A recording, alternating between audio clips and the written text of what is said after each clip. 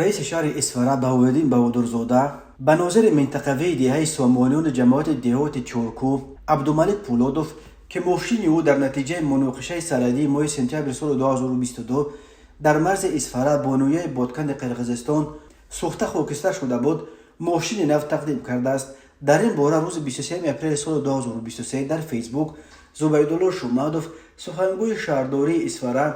با نشر چند عکس از مراسم سپردن این تحفه به ناظر میلیسیا خبر داد. در عکس‌های نشر شده دیده می شود که شهردار اصفهان به عبدالملک پولادوف ماشینش رنگ نقرگی تمغه مرسدس را تحفه کرده است. بنا به اطلاع سخنگوی شهرداری اصفهان معاون رئیس شهر حیدرزاده جعفر و رئیس جماعت دهات چورکو لیث‌الدین یوسفوف ضمن سپردن ماشین بیان داشتند که هرچند در نتیجه حادثه‌های سرحدی سال گذشته ضرر کلان رسانیده شد ولی همه آن زینه به زینه با دستگیری پرزیدنت تاجیکستان امامعلی رحمان و مقامات ولایت سوخت شهر اصفهان صاحبکاران و سخاوتمندان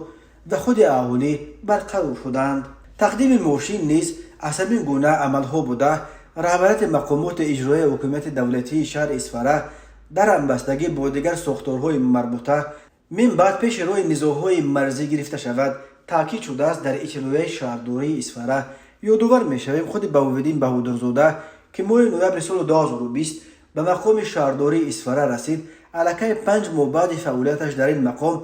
در مناقشه مسلحانه ماه اپریل سال 2021 در مرز اصفهان با نویه بادکن قرقیزستان از کتف راستش زخمی شده چند روز را در بیمارستان به سر برد. با گذشت 30 سال از سقوط اتحاد شوروی از 970 کیلومتر مرز تاجیکستان و قرقیزستان تا کنون بیش از 300 کیلومترش همچنان تعیین و علامت گذاری نشده است. در قطعه‌های بحثی که اساساً در مرز